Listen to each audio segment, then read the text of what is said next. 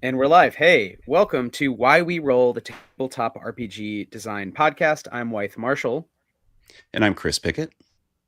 and we're excited. We're joined with a guest who's, I hope, becoming a friend, Dr. Erica Bridges. Hey, Erica, what's up? Hey, it's a delight to be here, guys. I'm very excited. Awesome. Yeah, thanks so Well, much for thanks. joining us. Yeah, thank you. As usual, if you like the show, there's lots of ways to check us out. We'll say those in the sort of ad rolls that you'll hear as we're going. One reason we wanted to talk to Dr. Bridges is Erica, you're working with us on Chris's game, so this is going to be a great episode where That's right. we're definitely going to talk about your work, but we also were kind of bringing on collaborators and talking about some of that process. And specifically when it comes to the real nerd stuff that Chris and I are into, being a historian, and then some things that I can't say too much about, which is translation. And so I guess normally we'd say localization now, but since we're talking about ancient versions of languages, and in Latin's case, basically a dead language outside of the Holy Say, right? It is. I don't know if we're localizing it or just, that's the question we'll get to. That's a little preview. But yeah, before we get any further, Erica, do you want to introduce yourself and just let people know who you are and your thoughts on games, anything you want to say before we go? Yeah, absolutely. So, hello to everybody. My name is Erica Bridges. I am a classical scholar and TTRPG designer. I've got my first game coming out, and maybe around the time that this podcast is goes out. I'm very excited, and I'm sure we're going to talk about. But yeah, so a little bit about me. When I've been playing RPGs for almost 2 decades now. It's been a passion of mine for a very long time, as has been the study of the ancient world. And so I have a PhD in classical studies from Duke University. I primarily focus on Latin poetry, particularly poetry of the late Roman Republic, especially my beloved Virgil, but also I wrote my dissertation on the atomist poet Lucretius. Yeah, which has had a big impact on a lot of my interests over time. Yeah. Well, that's fantastic. Do you want to tell us a little bit about the game that you have coming out that you teased a little there? Yes, I'd be delighted to. So my game, it's my first game. I've been working on it for a good while now. Is called Nostos, a game about sailing home and saying goodbye. Nostos is the ancient Greek word for sailing home. It's where we get the word nostalgia, which adds an algos. So nostalgia is pain at homecoming, which is what the whole game is about. Which has a bit of a high concept, but I think I might have figured out how to pitch it in just a few sentences.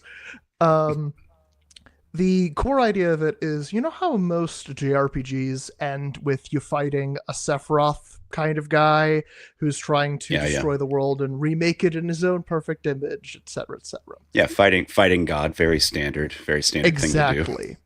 And Yeah, so what yeah, fuck that Nostos? guy. Okay, yeah, exactly. And so what Nostos does is the players are, the JRPG party that is fighting against this deific force, this thing that's going to unmake reality, and they fail. The universe is destroyed, rendered down to its component parts, and they lost. But they survive. They're, in fact, the only things really left of their old universe still around. Besides, they can maybe, tie together a raft from the flotsam of their old reality. Everything else has been transformed into this gigantic, nigh infinite, roiling sea, upon which little proto realities, which are called islands, have already started to form. And so the game basically asks the question, okay, the world is gone. What now? And so it's a game about grief, about mourning, about saying goodbye to the things you loved, and maybe about trying to bring them back if you can. Well, I love that, and I think there's a lot to talk about with ideas of apocalypse and revelation and world's Yeah, for ending, sure. social worlds, perhaps, or political worlds, Yeah. and new beginnings. And that's not at all relevant because we live in a stable, happy utopia. No, of course not. Yeah, there's But- no great shifts in epics that are happening right now under our feet. Yeah. We're fine. And not a confusion of many things. So I'm really excited to talk more about this theoretical idea of apocalypse and what comes after. Sephiroth guys and how annoying they are in line at the cafe, de rerum natura. Before we get into all that, Erica, what's your story with gaming? How did you get into games? We always like to hear how designers kind of start out. I have a great story for my first exposure to tabletop role-playing games, which is that I learned it when I was 11 at space camp with a kid who I don't know his name because he insisted on being called Glitch. Hi, Glitch, if you're out there. Great name. Changed my life. Yeah. Like big ups to Glitch. I know, right? I'm so delighted. He brought his scientific calculator with him to space camp. Hell yeah. Yeah, and so, but he introduced me to Dungeons and Dragons 3rd edition. I think this is maybe around 2005. And that's where I cut my teeth and began really, really kind of diving into it. And so I was into it all throughout middle school and high school. Was running the terrible sorts of games that you always end up running in middle and high school. But you have to run those terrible games to figure out how to play good ones. This is true. Yeah, and then play throughout college, and then when I got to my graduate program at Duke, I only go this granular because it kind of informs my direction as a designer, as starting first with setting stuff and then with rules. So when I got to Duke, I came straight out of my undergrad. I didn't go to a master's program. And that meant that I was straight into the most difficult period of study of my life, out of the frying pan into the fire sort of deal. And I really wanted to start a new game, but I also knew that I was no way I would have enough time my first year. And so I basically, in all of the little moments in between, studying, cramming, all that stuff, I just started working on a setting that kind of I meant as my unpublished dissertation on the fantasy genre in RPGs. In particular, I have a lot of issues historically with how almost all Western fantasy presents itself and thinks about society. And I wanted this kind of setting that I made to reflect that. And that setting is a beloved setting of mine. It's called Corvus, which you get is the Latin word for crow. And is beloved by me, especially because of the group that I have with it, because they're solely other people in my PhD program. So it is expressly supposed to be kind of a fantasy Mediterranean, and I'm playing it with a group of people who are fluent in Latin and Greek, who we could talk about these sorts of things. And it's oh, well, this place is kind of like he's the Roman Emperor Tiberius, but he might be yeah. And so, as I continued going along, I passed away from D&D 5e stuff, got frustrated with it, and began doing my own kind of Powered by the Apocalypse hacks and stuff to try and better encapsulate this world. And that kind of introduced me to the world of game design. And I've been continuing upward and onward ever since. Oh, I love that. I feel like we've had a very similar kind of journey getting to kind of making our own games and just being frustrated with Western fantasy in general. Let's see. Oh, I had it was way. It left my head. Sorry, I got excited about ragging on Western fantasy. Yeah. We can definitely come back to genre as much as we want. Maybe another question for background, if you're up to talk this nerdy and knowing that the audience is not necessarily strictly academics, but some might be. But can you say a little about your academic work? I mean, you mentioned you gave a couple short thoughts on earlier, but maybe you want to say a little more about your research and how that has or hasn't influenced game work. Yeah. I imagine it has, because we met you in the context of specifically talking about Danse Macabre. So basically hiring someone to help us with like Greek and Latin and history, and Nostos, as you mentioned, is sort of influenced by your research as well. So maybe it's a little pertinent to go into that. So the same time you're learning games, you're going into history. What's up with history? Why study the Greeks and the Romans? Let's be slightly spicy. Why do they matter? That? Yeah, exactly. No, why? I've taught 101 classes. I'm used to justifying this to my students. Well, I was lucky enough to start taking Latin in high school, falling in love with it immediately, and particularly literature and poetry, but also some sort of cultural theology sort of stuff in the ancient world. And when I got to college and decided that I would be majoring in ancient Greek and Latin, my life was changed yet again when I was exposed to the author on whom I wrote my dissertation, Lucretius. So most people probably haven't heard of Lucretius before. He's not incredibly well known amongst kind of a lot of lay audiences. But in a nutshell, Lucretius is a Roman poet living around, we think he published this poem around 55 BCE. And so his poem On the Nature of Things, or De Rerum Natura, is a scientific treatise, essentially, in poetry. It's 6 books of poetry that are laying out the Epicurean system of physics for a Roman audience and kind of saying, hey, here are all these cool ideas about the nature of reality, with the idea that once you understand the way that things work scientifically, you will no longer be afraid of things that you shouldn't have to be afraid of, and you'll just kind of be relaxed and chill, is the basic idea. And this changed my life. Like, I fell in love not only with the beauty of the poetry, but also Epicureanism as it exists in the ancient world, which I think it has a lot of problems. Trust me, as I become more and more of an expert on the philosophy, I'm like, no, no one will tell you about the problems of Epicureanism more than me. It reflected a lot of my own beliefs about my life. It reflected a philosophy that was based on community and caring for one another and having that as kind of a high good outside of the, we're all hedonists type thing. And so, if you are familiar with Lucretius, when you read my game, you will see his fingerprints everywhere.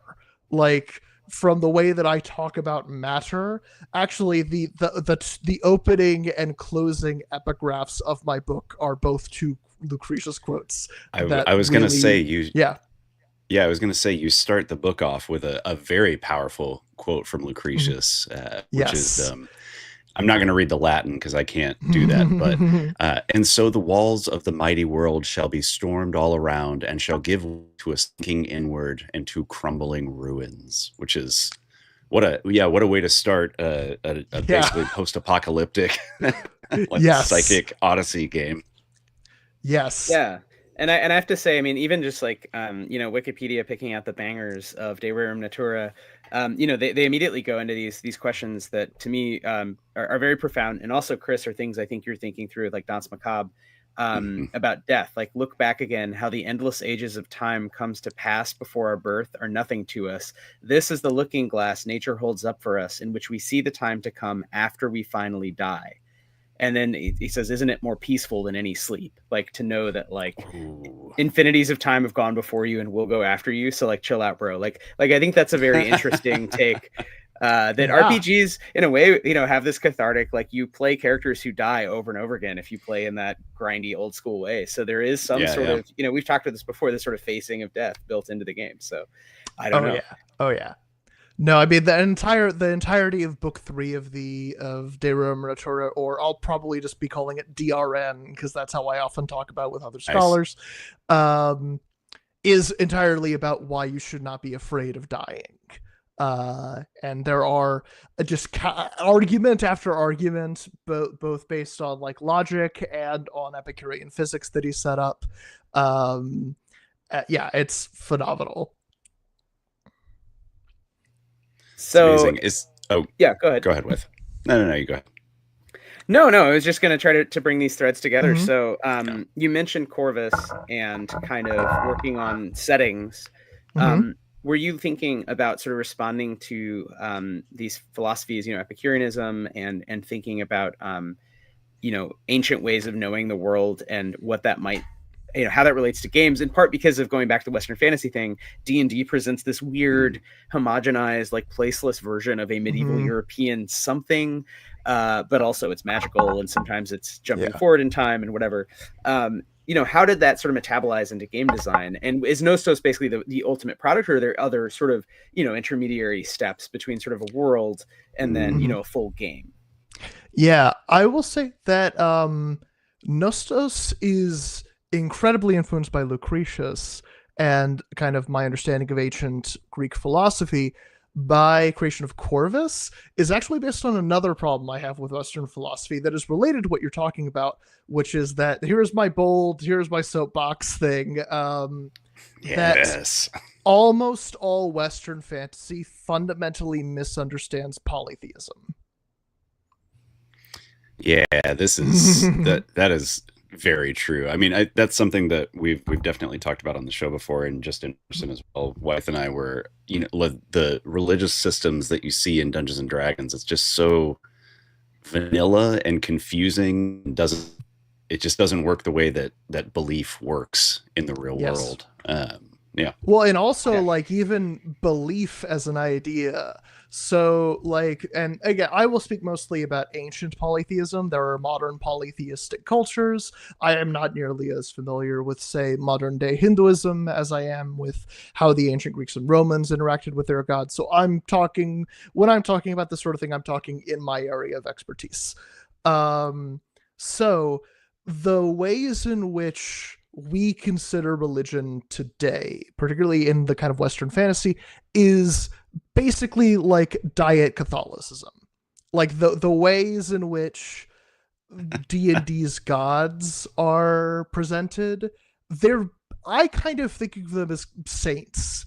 Like or that makes a demons. lot of sense. Yeah. Yeah. Whereas if in cultures with actual deities, with a multitude of deities, like you had in the ancient Roman Greece, the relationship is far different. In particular, it is transactional in a way that modern Judeo-Christian understandings of religion are not. It is, I do this for you so that you might do something for me. There's a Latin phrase which is do ut des. I give so that you might give, or so that you give, depending on how you want to translate it. Nice. The way that my dear friend Michael Freeman, who himself is also a doctor of classical studies, once described it to me is, it's not a I scratch your back, you scratch mine. It is, I scratch your back so you don't smite me. It's a much more straightforward transactional relationship. Yeah.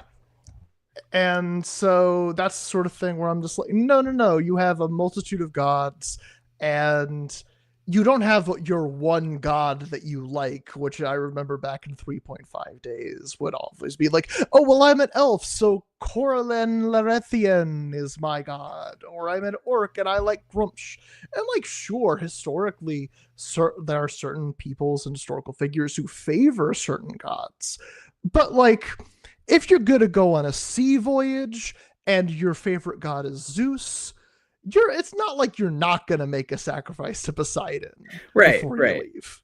Well, it's weird how the domains are inverted, because that's in early D&D, the idea of gods having domains, and it's really kind of, I think the technical term is henotheism or something. There's different conceptions in the early game, but it's totally inverted to your point, where like it's the nail hammer problem of like, I've min-maxed to be really good at doing Zeus related activities, so I'm lightning bolting everything, as opposed to thinking about like, well, what I need now is to like get the princess to fall out of love with the tyrant, so I need to talk to the god of love, But yeah, I also not drown. I also think there's a weird anthropological thing. Yeah, exactly. And these very physical, just reproducing society things, not drowning, having crops. But there's also a weird anthropological thing with D&D where it's like becomes a part of your character and it's flattened in the same way that your class, like your special training and heroics is, or any of the things on your sheet. So it's kind of like you can imagine people in the Chaucer moment. They all go to the tavern and they're all talking like, "What's up, buddy? Like, what are you up to?" And it's like, "Oh, I'm a worshiper of the god of evil mages." And there's a dwarf who's like, "I'm a worshiper of the god of gold." And they're like, "Cool. Anyway, so you guys want to play cards?" And it's like, these are sort of meant to be, these interesting bon mots that fuel your character's actions. But I feel like they're treated in a very flat, sort of meaningless way. That's just like a tax form. Like, yeah, no, it says, I worship the god of evil mages. Yeah, that guy's cool. Yeah, he has sick t-shirts. Yeah, and I mean, like, to take an example of if you're listening and you're like, well, okay, well, like, how could I maybe take a character in a polytheistic system and what would their relationship with a god be that could be interesting? And for a lot of it could be political. So in this case, we could let's talk about Julius Caesar and Augustus Caesar for a moment, and the way that they kind of comport themselves in relation to a god like Venus. So Venus, who again is the Roman goddess equivalent of Aphrodite. Venus is the mother of Aeneas, who is the mythical forefather of the Roman people. He's a Trojan. It's a very fun thing. It's almost like a Marvel or a comic book thing, where in the Iliad it says that one day Aeneas will go and found a great people, but does it say what great people? And it's almost like a teaser. And then, a long time later, the Romans say, "Oh, that was us, actually. We're the great people."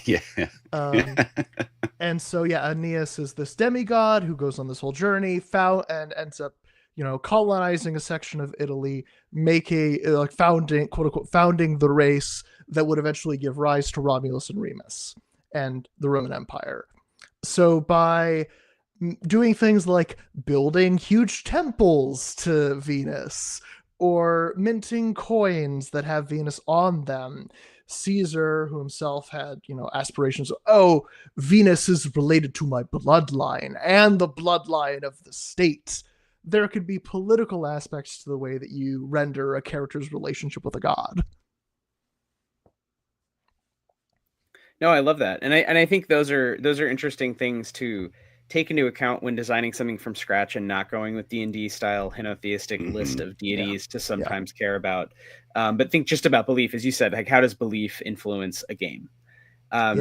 So with that, if I might, actually, I just want to tell you guys about, there's a lot of cool stuff about the ancient world that a lot of people don't know. And this is one, throw it into your RPG setting as just a thing that people do. Make this the way you have your contact the god spells work, because in the ancient world there was a practice that we call incubation, which was very, very simple. You would go traditionally to a temple maybe associated with healing, like Aesculapius, the god of healing, or maybe a local seer or something like that. You would make a sacrifice, usually a goat or something like that. You would sleep in the temple on the hide, the pelt of the goat that you'd sacrifice, and the god would come to you in a dream, and Asclepius would say, "Oh yeah, your gout, what you need to do is drink this sort of thing." It would be your consultation with your doctor, basically. I love that. Yeah, the goat's just the premium office premium. Yes. To get to... Yeah, that's the what's it called? The out of pocket. Like that's exactly. Yeah, it's the out of pocket. Yeah. But no, I don't know if you, Wythe, did you have a follow-up question you wanted to? Oh no, I was just going to turn to Nostos and say, maybe I don't know if you want to say more about the game and step us through. Yeah. How do you create a character and what is kind of the arc, and maybe this will call back to some of the themes that we've already brought up. It doesn't have to be, so it's maybe a topic switch, but to the degree that belief is in there, I think it is. I am delighted to talk about Nostos. Oh, I was going to say I'm curious to get into the mechanics of Nostos well, Yes. while we're kind of going through the play loop and everything. So I'm curious Yeah. if Epicureanism or if any of what Lucretius wrote is kind of mechanicalized well. But anyway, I interrupted this time. No problem. Yeah, so I think I'll just kind of talk about I'll start off by talking about the influences on this game, because I have two primary influences, and they're games that are not like, this is not like a Forged in the Dark game where I can point to Blades and I could say this is like Blades. They're not exactly unknown games, but they're not of like a level of not popular knowledge as those. So the first of them are the games of Jenna Moran, particularly Chubo's Marvelous Wish Granting Engine and Glitch. These are diceless, heavily story-based games that I adore.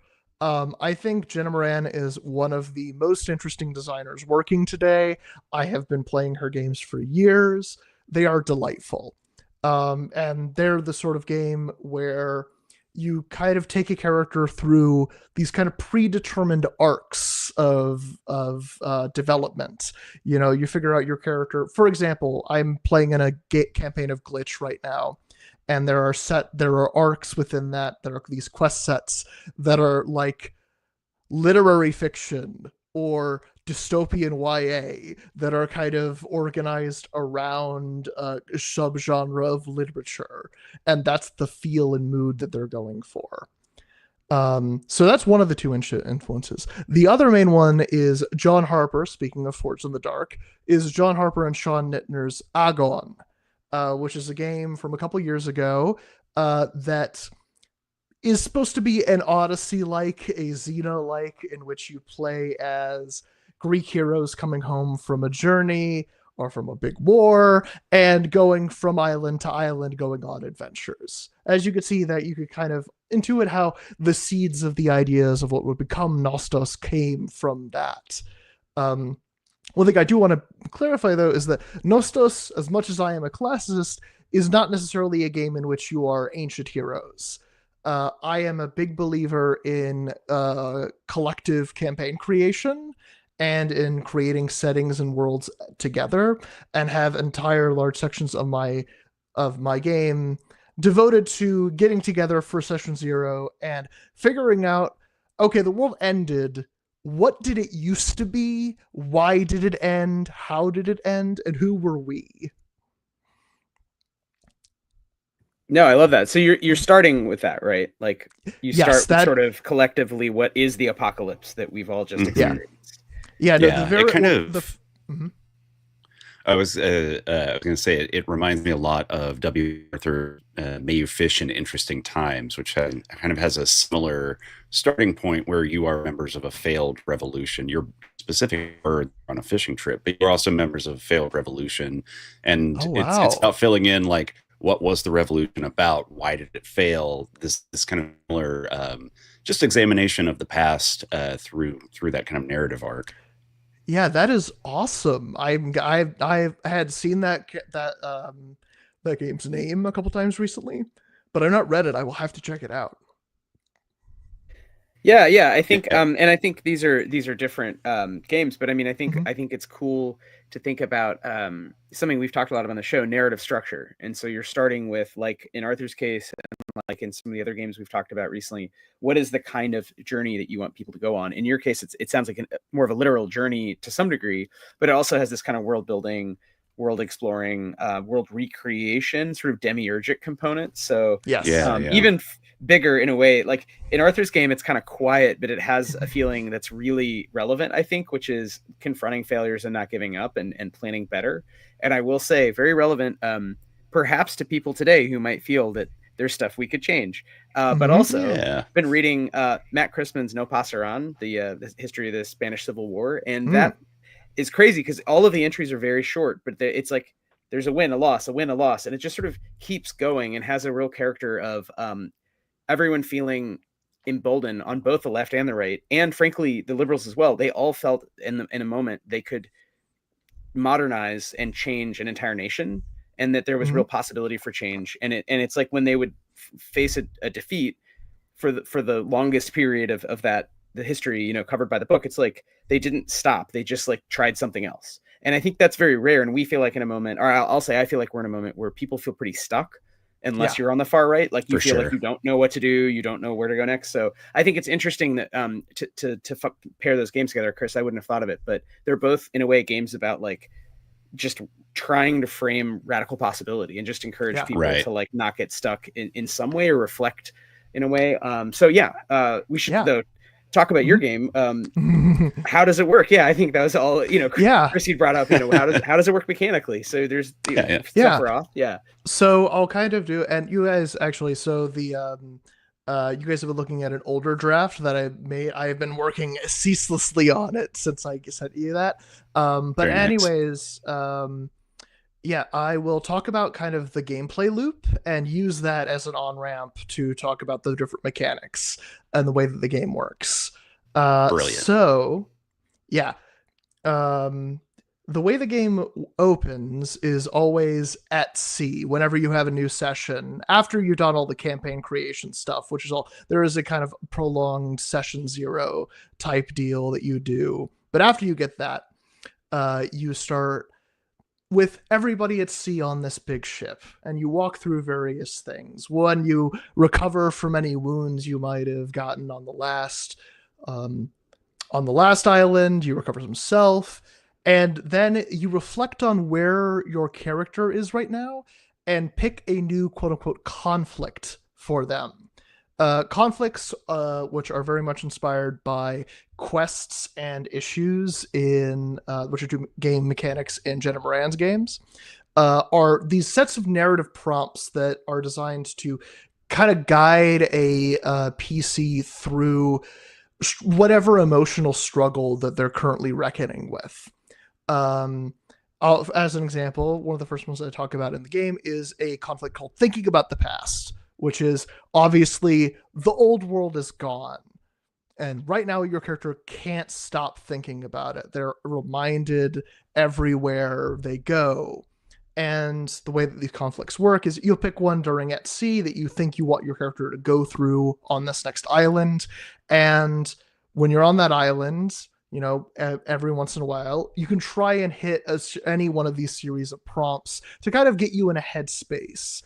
Something like, oh, you're distracted by something from your past when you really, really should be focused on what's happening right now.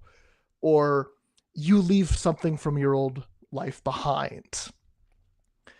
This is the primary method of what would amount to character progression in this game.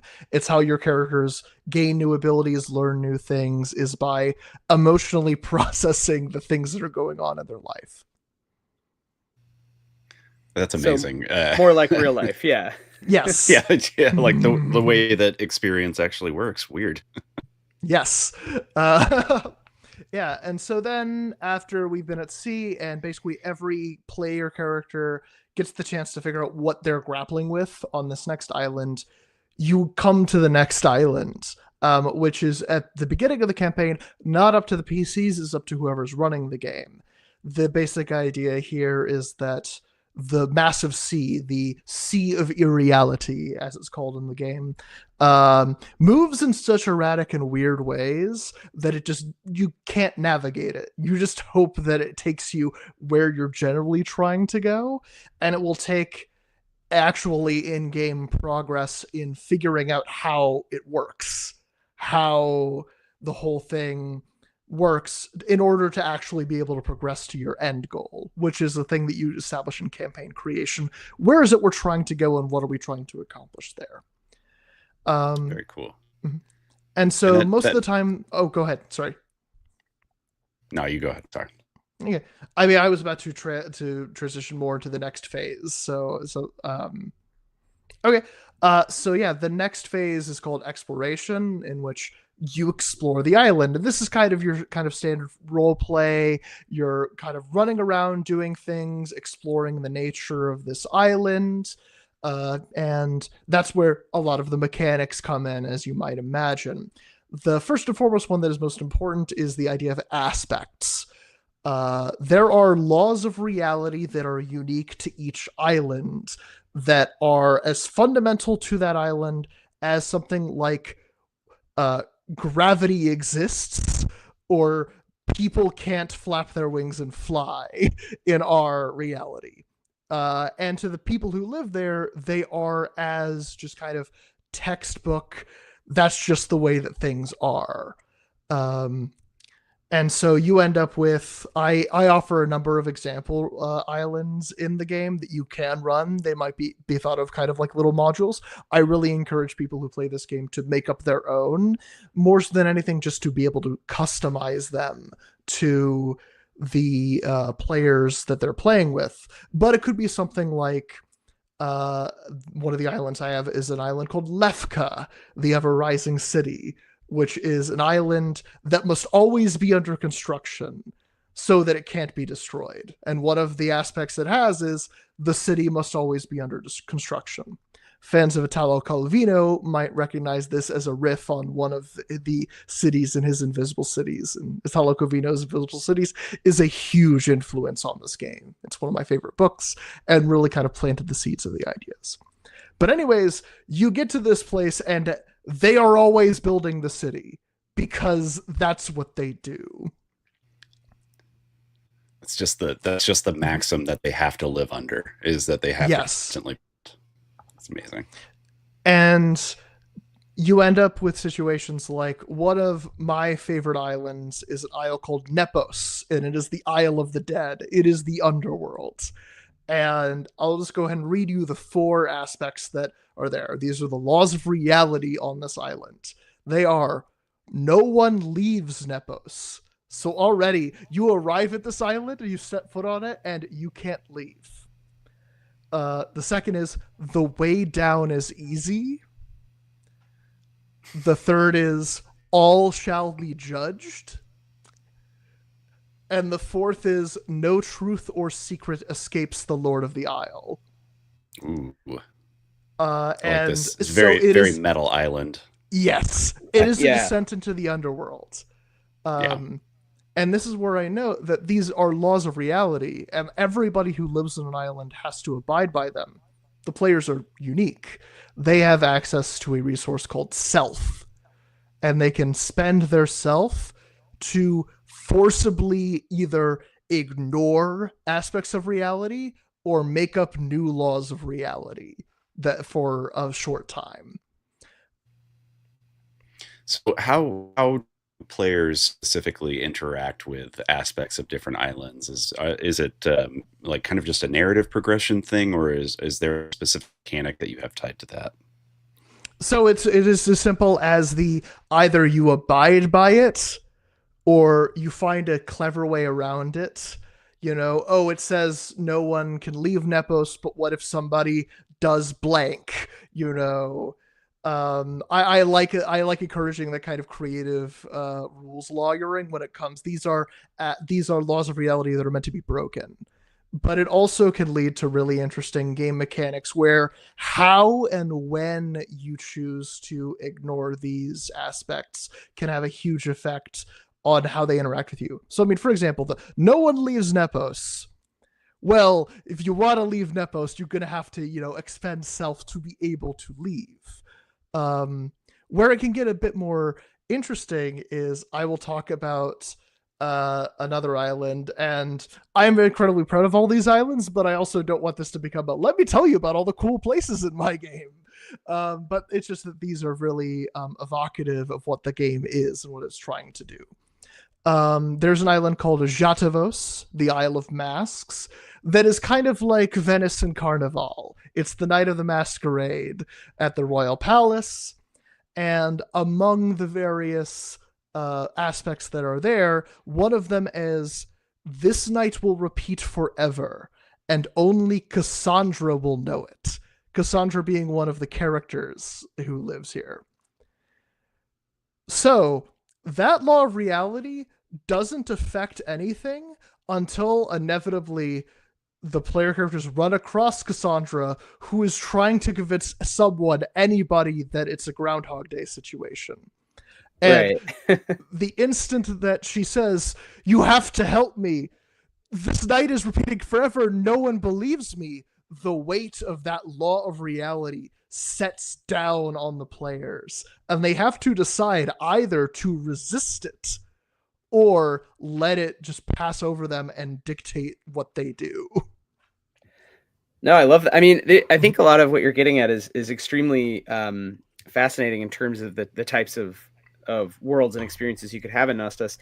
I think something that might be somewhat abstract is just like how does this play out at the table? And is this meant to be very, very different for every group, but sort of bounded in some similar sense of you play either it's a one shot or you're playing through 3 or 5 sessions, or it's just as long as you want. And we have a predefined when we all sort of look at each other and nod like, okay, the next session, we're going to finally get to, you know, our version of, where was Ulysses trying to get the Odyssey? Odysseus was trying to get to Ithaca. Ithaca, that's right. Yes. Oh, Cornell, right. Ithaca, yes, I should know that. Ithaca, New York. Ithaca, yes, New York. Exactly. Yes, that's a very good question, Wythe, and it's kind of indicative of how baked in my assumptions of that are into this game that I didn't even think to like bring it up. But no, this is not really designed for one shots or infinite campaigns. It's kind of in a sweet spot of 6 to 10 sessions. And that is actually reflected mechanically. Remember how I talked about how at first you can't choose your next destination? It kind of is up to the GM. That is one of the aspects that affects the Sea of Irreality itself. Then there are certain kinds of aspects that I call greater aspects that can't be ignored. So now what you do, you can't escape them. However, these ones are worded in such a way that there are kind of ways to get around them. They are, for example, the first one, you cannot choose where you sail until you understand the nature of the Sea of Irreality. There are all these untils. And there is a shared sort of conflict, the mission, that is divided into 4 sections that reflects how players are getting to understand the world, how they are processing their grief. And all of these things prevent them from reaching their destination in one way or another. And it's only by processing all of these things, by learning how to navigate the Sea of Reality, by actually cultivating a connection to its peoples, and finally letting go of the past and recognizing what is going on in their lives right now. As they do all of those things, finally then they can reach their destination, which the 3 that I offer in the book are either the edges of the Sea of Irreality, which fall off waterfall-like, where everything becomes indefinite and who knows what you might do. The lowest depths of the Sea of Irreality, where space and time collapse to a single point and one might do or undo anything. And the whirlpool at the center of the Sea of Irreality, where one can dictate the shape of the next world to come. I gotta say, I love the setting for this so much. Like it's giving me, you know, like science fantasy, kind of like Michael Moorcock, you know, sailing a sea of stars kind of thing. But leaving it open at the edges like that is really exciting. Well, and I think there's something interesting. Like I loved Planescape, obviously, because Stillfleet is kind of sci-fi Planescape. You know, you go to different places and come back to a city. You go to different places, come back to a city. And I think that works really, really well for campaigns. And you can do it with shorter campaigns. You could do it with longer campaigns. It still works. But it doesn't have a built-in structure necessarily. So that sort of idea of what the campaign looks like is going to be up to the players, the GM. Here you have some light suggestion, which it sounds like there's malleability in terms of sort of play length, but it still has that idea that we're on a journey towards something, and we define that something in a certain, you know, type of philosophical way, and then we know there's kind of a flow chart of like learnings that will be had as we approach the big thing. And so, you know, it's open enough where you could do a lot with it, but it still has a sort of dreamy, specific. It reminds me actually of Necronautilus in that way as well. The sort of I'm not familiar with this game either. I should be taking notes. This is exciting. This is another game by Adam Voss, who's spoken on the show. I'm gonna have a hard time giving a description off the top of my head. Maybe Wythe, if you can do that better. It's like you're science fantasy psychopomp grim reaper, like you're doing some sort of mythological work but in a sort of science fantasy setting, and it has that sort of elegiac you're exploring a dead cosmos vibe. But again, I don't recall, without opening the book, exactly the narrative structure, but I think your game is maybe structured more around story beats and it sounds like emotional turns, but still there's something there that's resonant with sort of how do we make a setting that feels really, really weird and psychedelic, but also is touching on these deep human truths? And I think, you know, I mean, I'd have to play it. So that my next question is sort of, how does it actually play? Yes. Before I get to that, I will say another game. I don't know if you've played this one. This is fairly obscure as well. Cerebos or Carabos. It's a game about sort of a train journey that also has a similar. I will show you when next we meet. It's a hardback A5, this red faux leather hardback A5 that comes with a bunch of cards of locations, and you play through different story beats and draw cards for random places. And it is specifically inspired by Calvino. I will say, to me, the system seems to lack something. Like, it feels a little too loose, and it feels interesting that it's so structured on a train journey, but then the things that happen are kind of these ultra magical places. I almost feel like sailing a sea of stars and getting to a new physics makes a little more sense for that. Maybe I'm just a big fan of Amtrak, but I feel like if the physics around me fell apart, I'd be like, I gotta get off this train. I want this train game to feel like I'm on a train. Yeah, exactly. I'm like, you feel me. But yeah, that my question was just, so how have people been playing it? Can you offer any examples from playtesting or as you've developed it, how it's given you some arcs that are maybe both the Odyssey-esque but different? Yes. So let's see. I'm just trying. Oh, there's so many ways so many directions I could take this. So a big question is, how do you process grief, and how do you move past losing somebody? And so this is where I'll talk about the first kind of playtesting campaign that we did, that involved a character that every single campaign has, which is called the pilot.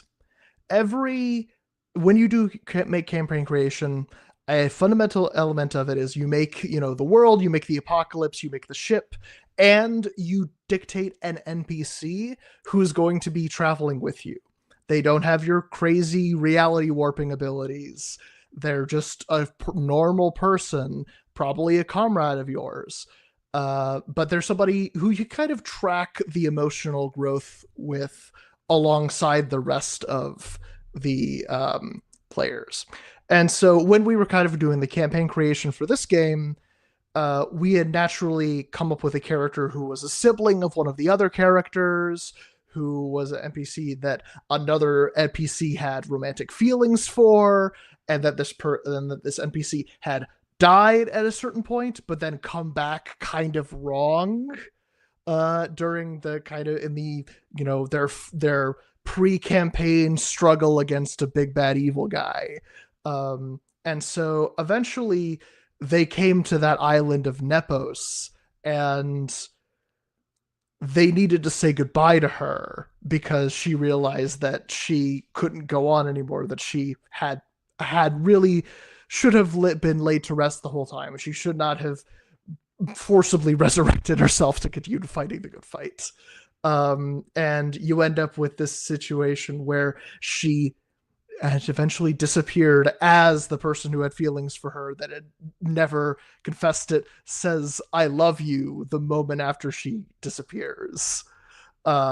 And like that moment kind of crystallized for much of the party how they felt about the nature of the next world, like what they wanted to try and do, and importantly, whether or not they wanted to try and go to a next world to make a next world, or if they just wanted to find a place to rest their head and pass away and fade away. Yeah. Wow, that's dark, but also not dark. It's melancholic. It's melancholic for sure. So players have enjoyed this kind of collaborative, taking the chaos, forging worlds, exploring them. Is there still, are you encouraging the kind of GM relationship, the GM to plan basically the islands, but not necessarily the emotional journeys. And the players are really bringing the emotion to it. And the GM is kind of being the world, which is always fun to kind of separate out those functions, I think, and give more functions to the rest of the players. Yes. And so this is where I actually think some of the best writing in the entire game is in my section on running Nostos. I have about, what is it at this point? It's about 30 pages of just, here is how you can approach running this game. Here are some narrative tools that you might employ as you're going through. One of them is I talk at length about this idea of the nekia, which is a term for the nekoia, if you want to use the Greek pronunciation. And it's the thing in Odyssey 11 when Odysseus goes to Chimeria and he summons the dead and talks to them. And I talk about how you can use this to give a character an opportunity of closure. And you could maybe do that on the Island of the Dead, or there are places on other islands that could also be good places, like that Masquerade Island. One of the aspects there is you might meet anyone at the Masquerade. And so as a law of reality, that means that it doesn't matter if, your mentor who you never got to say, stuff it, is there. It could be a long lost love or a child you lost. And a lot of the campaign creation actually explicitly asks you to make this. I ask every player to come up with a thing and a person from, quote unquote, the world that was, that mattered to them, and characterize it. And so this has in the past been, a gay bar where the only time you could be honest with anybody is at 1 a.m. when you're taking a smoke break out in the alleyway. Like before then, everybody is all like posing and stuff. That's not like an aspect or thing. That's just kind of the nature of it. That's just one of my favorite bits that somebody kind of threw in there. And I'm like, what a great place to put into the background of a character's life. It would be hilarious if that were an aspect, though, where it's like you are not allowed to be honest until you have had a cigarette at 1 a.m. And then after that, you have like a window of honesty. That could be a great aspect. It feels like a maybe, more sort of veteran improv player level thing, but it'd be fun to take these really seriously and do the sort of screenwriting task of like thinking through the narrative structure of like an episode where they've been doing Odysseus, Planescape, Necronautilus stuff, and now we have the episode where they're just at a gay bar and they're just like there's no like activity qua action qua like combat. There's not like a gotcha. And it's much more like the Bear Cabin Fever episode of just like they're kind of standing around really pushing those emotional things that have been building, but this is the episode where it comes out. And I think games you can do that with like Pathfinder if you want. It's just not in the book as much, and it's in with our games. I mean, I know Chris, we think about narrative structure and how much do you put that in? How much do you want to be directive? And it sounds like Nostos has so much in there to offer players and GMs in terms of encouraging different kinds of modes of action, and you can still ultimately you're still sort of epic, heroic, interesting characters, so you can do some of that stuff too. Yeah, I was going to say it still gives you this epic background, but then the way that you've kind of like episodically made each one of these quests and islands and everything, it gives it this opportunity for really fun session by session kind of picaresque play without losing kind of overarching remembrance. I got the genre psychedelic Odysseus picaresque. Something like that. Just the sorry, Chris. I hate to cut you off. You got to get a subtitle. Like POP. There you go. Odyssean. Oh boy. Yeah. Quick. Hey, Jeeves, check the trademarks. Get me my lawyer. Yes. But no, like I like a lot of what you guys are talking about, and this is exactly the sort of thing. There are 7 islands in the example one, and basically none of them have really built in like violent like combat stuff. There might be some things where they're a place where things might go to that, but it's all, here is a place, there are people there, and going through. But yeah, one thing I wanted to mention, because can we throw in some Bosch real quick? But yeah, one thing that I wanted to mention about the conflicts is they're not just like heady stuff. They also have stuff like one of the conflicts is called "Can't We Just Have Fun?" Which is all about goofing off, and everybody else is taking this thing way too seriously. I am going to try and reinvent surfing because I think that's fun. Yeah. Well, I love that. I think we should should definitely also talk about Danse Macabre and sort of history and translation. But it also just makes me think, just on that note of what you just said, of kind of musical theater and just theater in general and combat, which is less effective, I think, when it's very realistic, and stage combat has to be about like, blood packets. And I think it's more realistic when it's kind of groups. That's like the Greek chorus chasing a character, kind of shooing them, but they're doing it in a way that feels, it's choreographed, meaning literally it's danced, and it feels emotional. I am sorry to like jump off, but can I give you a little factoid from our study of ancient theater? We love factoids. Please. Okay. Every So factoid is good factoid. that I learned, taking a class in my grad program with a real an emergent scholar on Athenian tragedy. And a lot of it was talking about how we don't have older plays than Aeschylus. But we do know that, and I just wanted to, I'm like, yes, I'm remembering everything correctly here. Okay. So Aeschylus has, the Oresteia, which is the Agamemnon, the Queephory, and the Eumenides. The Eumenides being the Furies. And I believe, it's been a little while, I just want to remember this correctly, that the kind of chorus hounding the main character, the very opening of the Eumenides, the chorus is obviously the Furies. And beforehand, Aeschylus was the person who said, instead of having 2 actors on stage, we can have 3 on stage at the same time. That was an innovation. And one of his innovations was, no, beforehand, the chorus always entered from the paradoi, from the sides of the theater.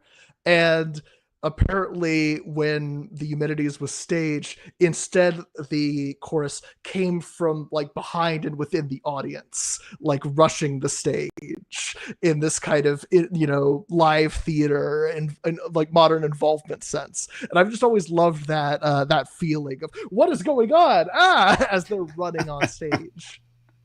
I like that kind of immersive theater is actually ancient. It's nothing new. Off Broadway, get it together. Yeah, theater in the round. And these are all traditions that we can draw upon as GMs and as game designers, without necessarily spending a bunch of money or hiring 50 actors or something. You could just think about the way that you create a sort of proscenium. Think of the classic GM screen in D&D, right? You're creating a front, and you're creating the schenia, right? You're creating a scene that sort of is occurring in people's minds, but maybe there's ways to disrupt that. And I think there's games that use candles and the dread system, right? And other sort of tactical or haptic affordances to kind of shake our mind up. But maybe there's other ways to use choreographed, or probably would be the word, would be choreic or something, right? Ways of moving and just being, having a body that are going to feel different in a game, as opposed to, rolling dice and drawing cards is kind of the thing. So I love where we're going with this. I like the idea of GM as Furies. I don't quite know what that means, but I'm going to develop that over time, because there's something satisfying about that. Well, it feels right because they're the fates, right? So it's you're trying to escape fate, but also you can't, because they're awesome, supernatural forces. They're cool harpies, right, or something. I don't know. It's they're always going to get you. I did say Furies, right? I didn't say the fates. I'm just worried that I misspoke earlier. No, you said the Furies. Yeah. I'm thinking about who the Furies a little different. Were a little bit different. Yeah. Yes. Well, no, but in the way that they served sort of enforcement of kind of what we call in the MCU era, this kind of cosmic timeline or something for the gods, they sort of had that role, right? They'd kind of go to humans, be no, you have to do a thing a certain way, right? I might be butchering that. They're a personification of vengeance specifically, right? Vengeance. Yes, that's the Furies. Okay. Yes, got it. This all makes me think history. Chris, do you want to? What a transition! What a transition! So smooth. There might be something a little smoother there, less whiplash. But Danse Macabre. Do we want to talk about Danse Macabre? I'd be delighted. Yeah. Absolutely. Yeah, I should say we probably at the top of the episode, but we met Erica at PAX Unplugged 2024 this past December, which already feels like a lifetime ago. But yeah, Erica very kindly came up and was like, "I like this project. Can I help you make the Latin and Greek not incorrect?" To which we said, "Yes, please. Thank you so much." But yeah, I mean, I think it's comes from a similar place as Nostos in some ways. Like I said earlier, being kind of frustrated with Western fantasy, wanting to see something that's kind of closer to our studies and understandings of the ancient or the medieval world, being a little bit more not accurately represented or like meanly represented, but just having a little bit more verisimilitude there.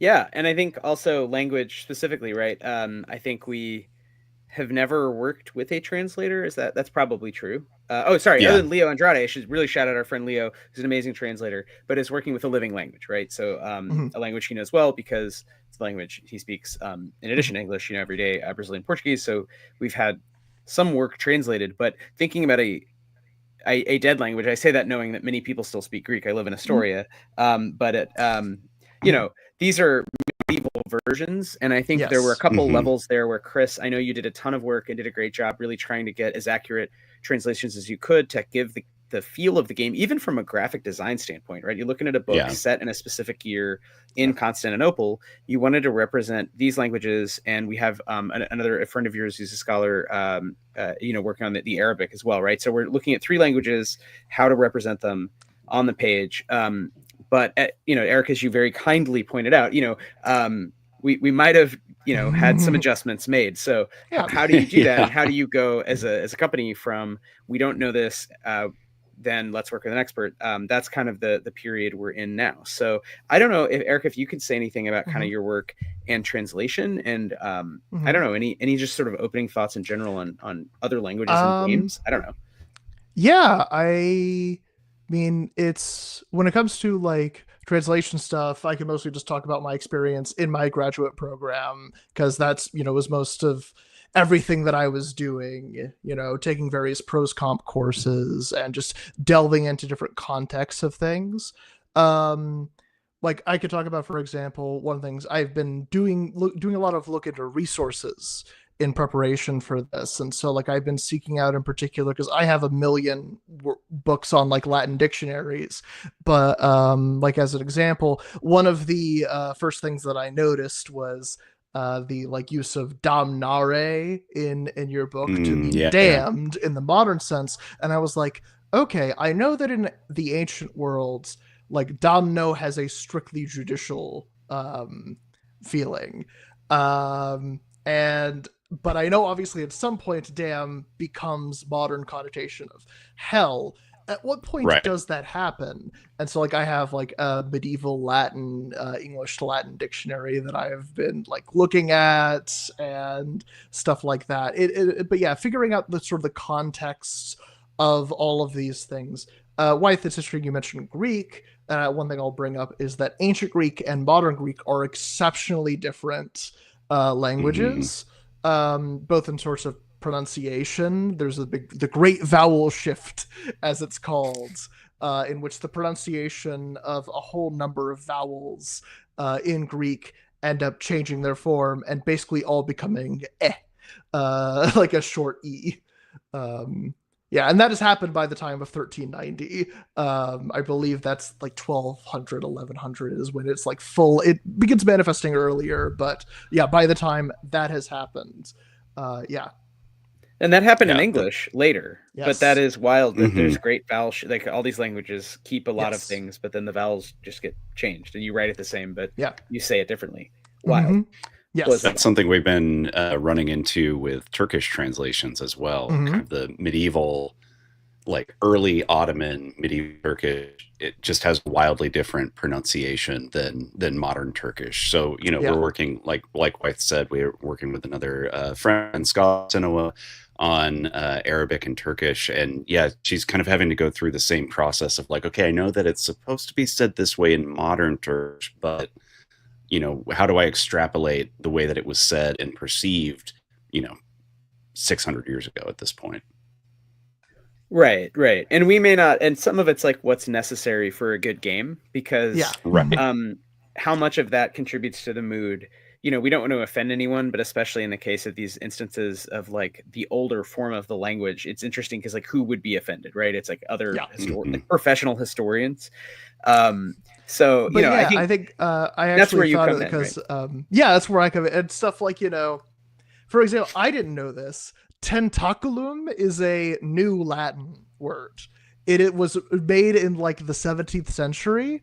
And I was like, oh, well, we should still use tentaculum for that mutation. Yeah. Because what else are you going to call it? Like, we could like the point Crazy of these, fingers. Like I too many really legs. Curious. I'm like, I saw that. I'm like, oh wow, I don't know what the Greek or Latin word for an octopus tentacle is. But I'm like, that's going to be a lot of research that probably won't go anywhere. So like, I'll do that on my free time. Like, I don't need to do that for this. Yeah. I was going to ask you too, Erica. So, as a nerd generalist, I watch anime, I read some fantasy, I play a few role playing games here and there. Surprise, surprise.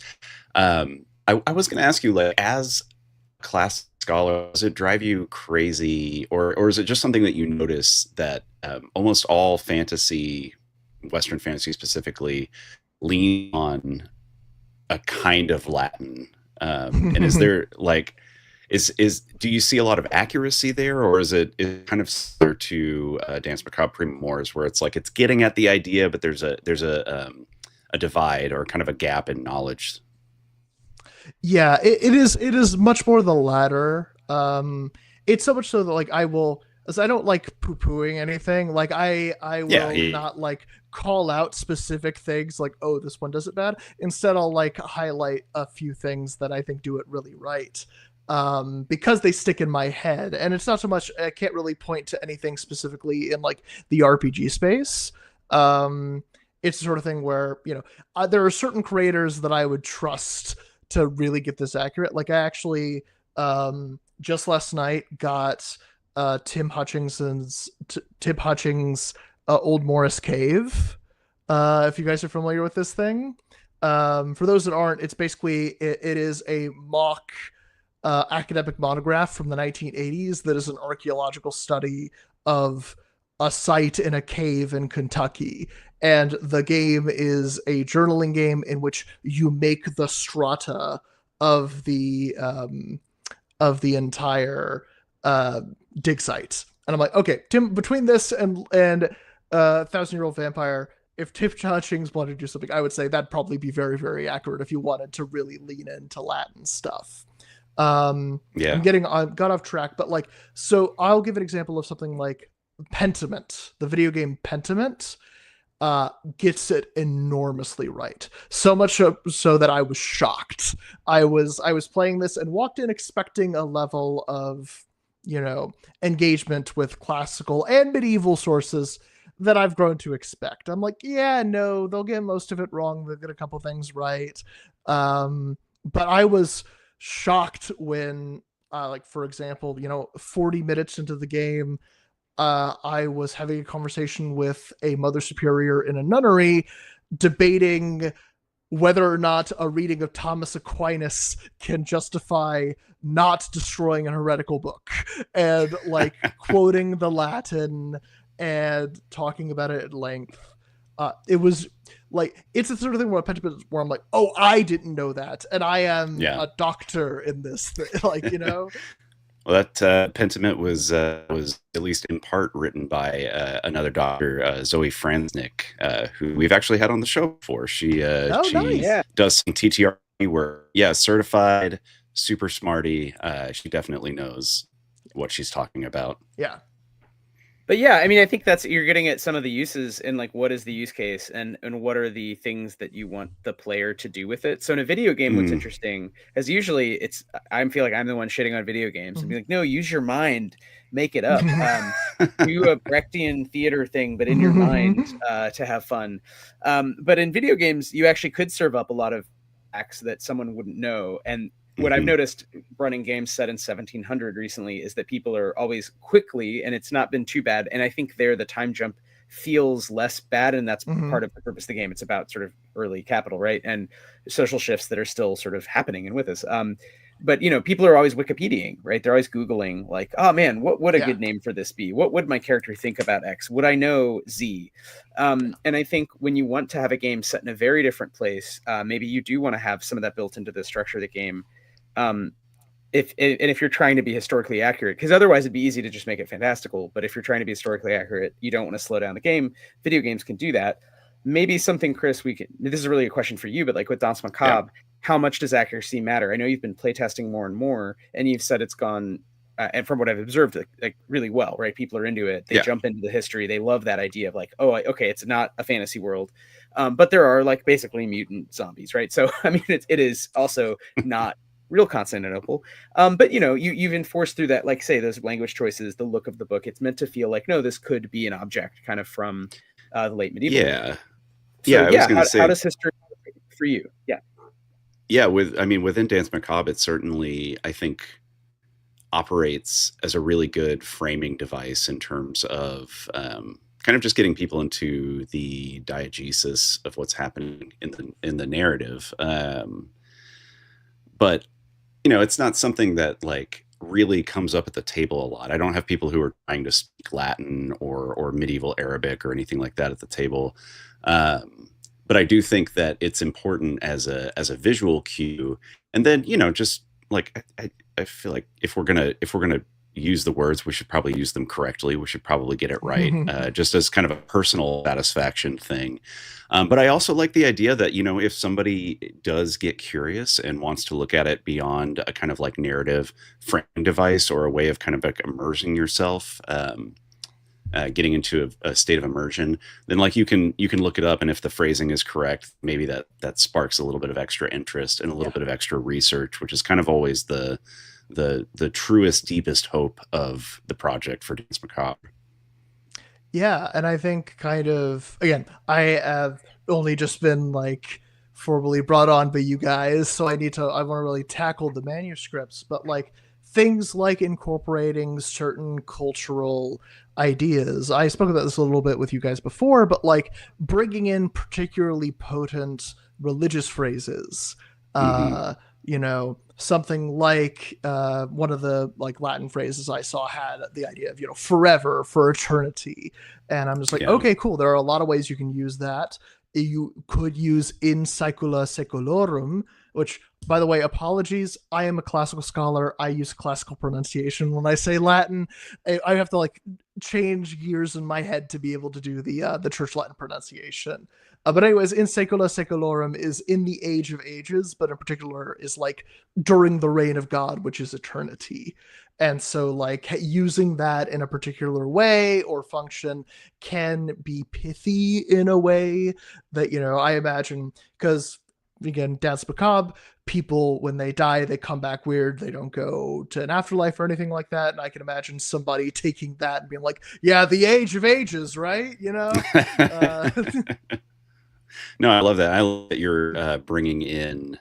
Yeah, there's room for wordplay in there that frankly, I'm just unaware of because I don't know how to read Latin, frankly. I think I do okay, but yeah, no, I wouldn't be able to have any kind of like subtlety to the phrases that we're choosing, which I think is really fun, really valuable. Yeah. Well, and I think there's that it's interesting how you framed it. And I think just to put it in maybe like performance studies or game design terms, it's like, Chris, you mentioned bringing in the historical as a framing device. So I would say as like a prop or narrative affordance. So we know where we are and who we are, but then you actually want to get it out of the way. And it makes me think of some of my favorite, works like The Death of Stalin or something, right? Everyone's speaking English, but we know that it's Russia and Stalin has just died. And we are told that sort of visually and literally in titles and such, and like we're all clear. Right.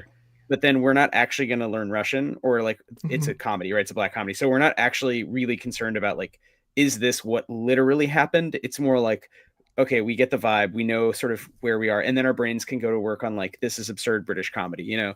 And I think you want to do something similar with games, right? You want an OSR adjacent, like zone fiction, really fun RPG.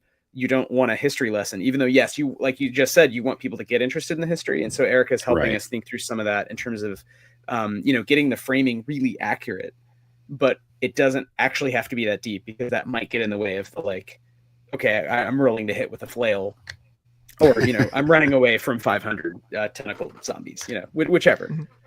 There are no flails in Danse Macabre because it wasn't a real weapon that was used. Wow. Well, I'll see myself out. I'm sorry.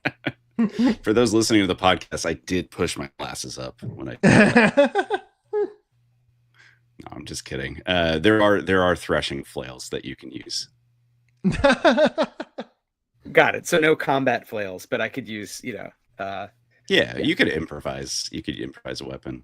I am very excited. So I pulled another quote today that I'm very stoked for you to translate into the Greek specifically, because it's from the Septuagint. Am I saying that correctly? It's the basically the Old Testament that the Orthodox Church uses, but from Psalm 69, verse 27 to 28, add iniquity to their iniquity, and let them not come into your righteousness. Let them be blotted out from the book of living, and let them not be written with the righteous.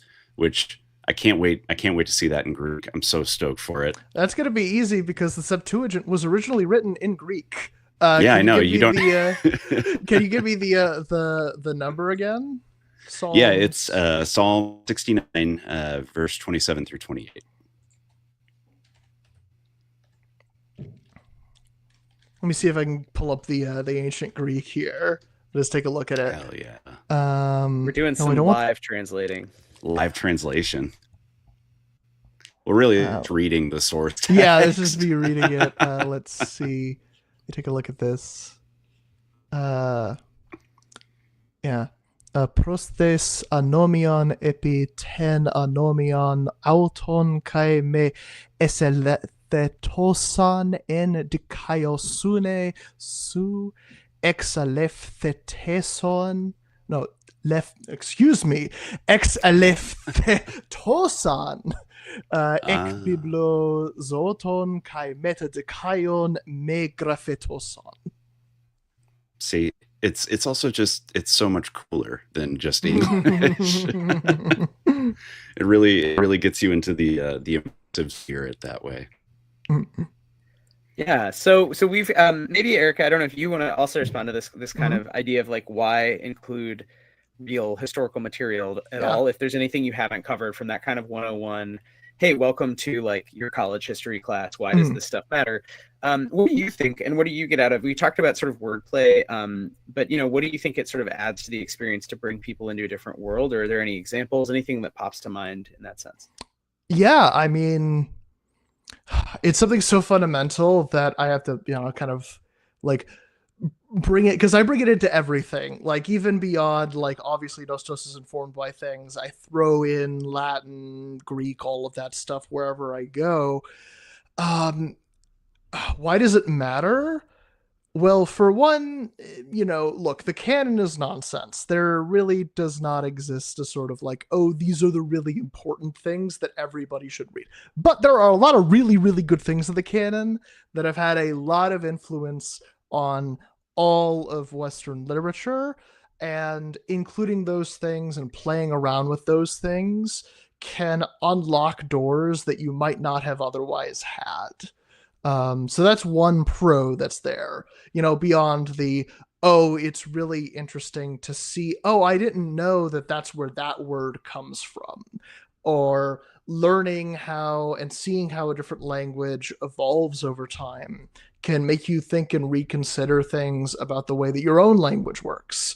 You know, I generally think that people would be a lot less would be a lot more tolerant of language change if they understood the nature of language change. Like, I think that, for example, like, African American vernacular English is a dialect of English, and it is not something that should be looked down upon for not being quote unquote proper, when it is a natural evolution of the language in the way that so many other languages have changed over time. No, that's great. Yeah. So it's not just affordance at the level of gameplay. It's also kind of helping us think about identity and who we are, which I think gets a little bit deeper than just games. Chris. Oh yeah, I was just going to say it's I quote this all the time, but it's Barbara Tuchman's distant mirror, right? It's a way of seeing ourselves, yes, even if it is slightly more unrecognizable or alien to us. It's a way of kind of enacting almost speculative fiction, but examining our current position by looking backwards to the past. And I think linguistics is a kind of amazing place to do that, because it does, we have this very not linear but delineated family tree of languages, and all that different. As for other things that it might do, the fact is that English is a very particular kind of language, and if we're talking about Latin and Greek in particular, those languages are inflected languages, as opposed to English, where really it's mostly only our personal pronouns that still retain our pronouns in various forms that retain the inflected. For those who might not know, an inflected language is one where the purpose of a word within the sentence changes it. In particular, we're talking about nouns when we're talking about Latin and Greek. Like, we all change in English our verbs based upon tense and person. Latin does that as well with nouns and adjectives. And so because of that, unlike English, which mostly relies on on the sentence structure to convey an idea. I kick the ball, who the subject of that sentence is because I came first. You might be able to understand if me kicked she. That's weird because, me should be the object and she should be the subject. But you can kind of tell what's going on there. With a language like Latin, you can rearrange sentences however you like and do really, really cool things, both like graphically with just the sentence structure itself, and also by putting words together and adjacent to each other that might not otherwise be. So a very common thing in Roman poetry, the period that I'm aware of, that I work on, is word picture, is where the actual structure of a line of poetry, the way that it is worded, is meant to reflect how the sentence works.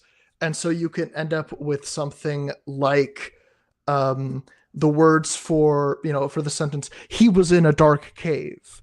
You can have the word for he in the center of the sentence, the word for dark at the beginning of the sentence, and the word for cave at the end. So literally he is being surrounded by the cave as like an encapsulation of being in a different place.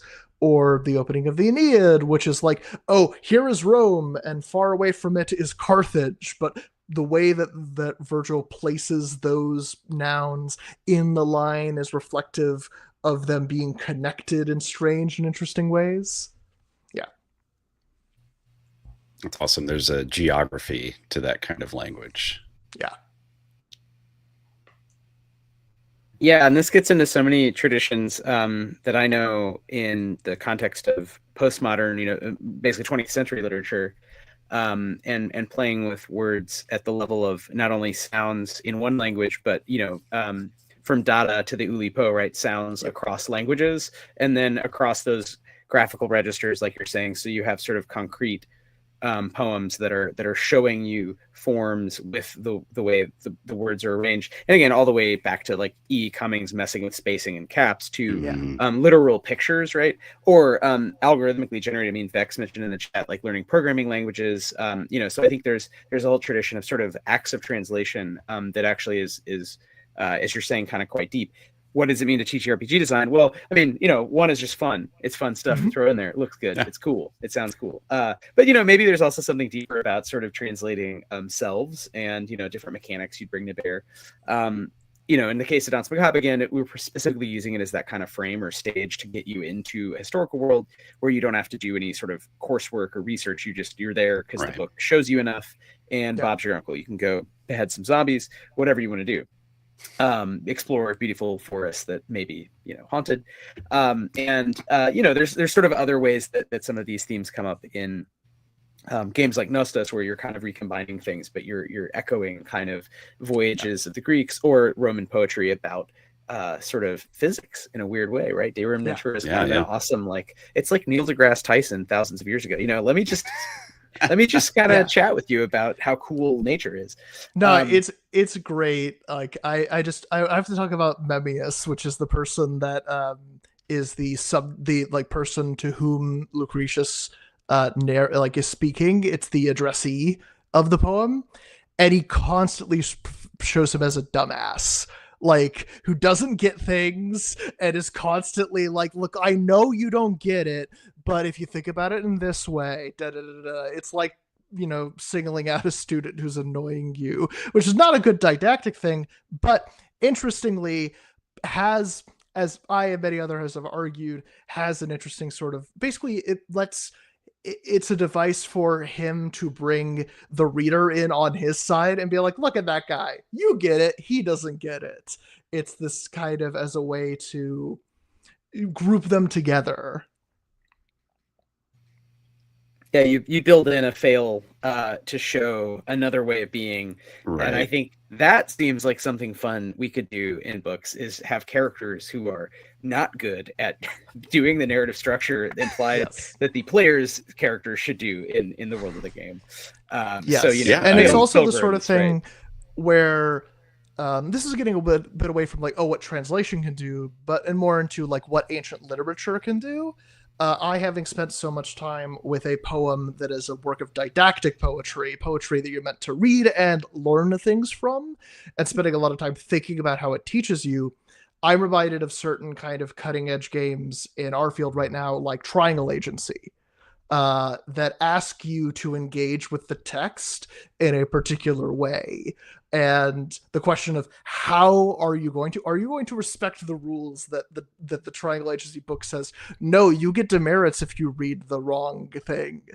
I think it's very interesting. Which goes back, Paranoia has that built in. The classic. In Stillfleet, we have the redactions, so we're asking the reader to assume that there's something interesting there, and if you really want to read it, go to PDF and highlight it, and you can. But in the physical book, it's meant to be something the company didn't want you to know about time and space. Fun. So I think, again, you're right, that there is, this is not just purely about history, or, there's an element that is about history, but we're also now talking about kind of representations of things in games and play with language, which is really fun. And actually, we don't talk enough about on the show, because there's a lot of opportunity in RPGs to have that same fun as in fiction. And in a way, I think there's more, because you don't have to have the well-told tale. You don't have to be psychologically real. You can just jump cut to some other weird shit. So, I like Triangle Agency. I think it does a good job of that as well. Yeah. I know we're coming up on time. Chris, do you have more questions for Erica? Do we want to talk more about specifically kind of the plan for translation? Anything you wanted to add on that note before? Because we're actually talking to you now at the start of the process. Maybe it'd be fun even in a year, or maybe not quite a year, to revisit it, right? And come back to how does translation change in the process of, again, going back and forth about what looks good and what readers care about, in a book. Yeah. But yeah, Chris, any thoughts, anything else you wanted to add on that? No, just looking forward to having accurate Greek and Danse Macabre mostly. But no, I love the idea of revisiting it, and maybe it's something after we've worked together we can have a retrospective and talk about how different phrases changed, and trying to really nail the specific meaning that we were going for. And how to invoke that in a language that is no longer spoken and is connected to, but still radically different than the one that we're speaking today. Yeah. No, it could be really fun to kind of look and see how, like how a phrase changes over the course of the Mhm. project. Like we're like, oh, we started off with this English phrase and then it became this phrase in Latin, and then we realized something, and then we wanted to change it, and like just kind of like charting that could be an interesting, fun exercise. Yeah. I'm here Yeah, for that'd it. be cool to see. That sounds like at least a good Patreon post. Yeah. And Yeah. yeah, no, I love the idea of translating the translation. This sounds very, very podcasty. Ooh, hoo, hoo. Erica, is Mhm. there anything you wanted to talk about that we've not gotten to? I think we've really kind of touched on a lot of it. I am just really, really excited to be sharing Nostos with the world. I'll take this moment to kind of plug. I am planning a release of an early release text-only version of the game that I'll be putting on itch.io and DriveThruRPG in March 3rd. If you're interested, I'm going to be talking about that on various handles. You can follow me at Erica Bridges PhD at Blue Sky on Twitter, and Honeycup Games is the name of my company that I'll be publishing via that. And yeah, I'm just really excited. And I anticipate, as this kind of opens up, more people getting to play it later in the year, doing my own sort of very modest crowdfunding campaign to, get a fully fledged print run, art, professional layout, stuff like that. Very nice. That's very exciting. Well, we will have links to all of that. We'll have links to Honeycup as well as your personal down in the show notes. So yeah, be sure to check out Nostos when it drops. Hopefully around the same time as this episode. So you have no excuse. You should go to say itch. You should go to itch right now and download it if you're listening here today. Thank you so much. Yeah. And thank you for being with us, Erica. Again, thanks for working with us on DM. Looking forward to that. And, we'll have to have you back on to talk more about your games and the art of translation and, of course, history. There's so much that happened in the past, perhaps 14 billion years. We just didn't get to it all on today's tape. But we did cover the important part is how does my company not get sued by undead Greeks who are really mad that we misspelled the word for tentacle or whatever. Now that's a fun tier list. Which Greek is most likely to sue you from the grave? Yeah. Maybe Diogenes? I don't know. No, Diogenes would think it's great. He was chill. Diogenes. Yeah, he would love our No, he would have F liked tier. it. Yeah. Yeah. The man wore a barrel, so we like him. Yeah. He slays. All right, well, Erica, remind us again one more time what handles where to follow you, and then we're going to end the episode. Yeah, you can find me on both Blue Sky and Twitter at Erica Bridges, PhD. That's ERICA, and then Bridges is London Bridges, and then the letters PhD on both Twitter and Blue Sky.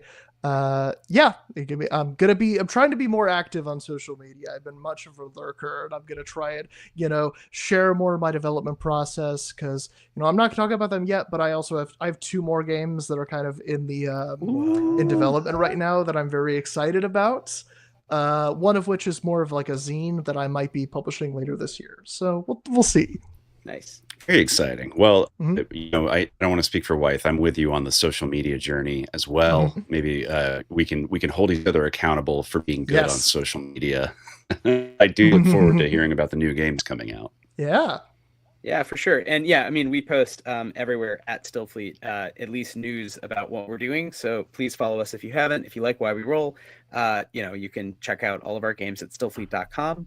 And, Chris has Danse Macabre coming out later this year, as we've mentioned. Yes. And if you really like it, we have the patreon.com/Stillfleet, which is what actually allows us to do this specific podcast in terms of sort of hours involved, not just taping, but especially Chris, really big thanks to you, editing, making it all sound all fancy. So thanks to everyone who's listened. Thanks so much to Dr. Erica Bridges.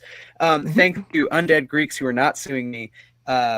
And thanks, Vex, as always, for many, many witticisms. If you're a podcast listener, you're missing out. You got to join the stream. Yeah, you got to get on the stream. You're really missing out on some of the sharpest wit in the in the Southern Hemisphere.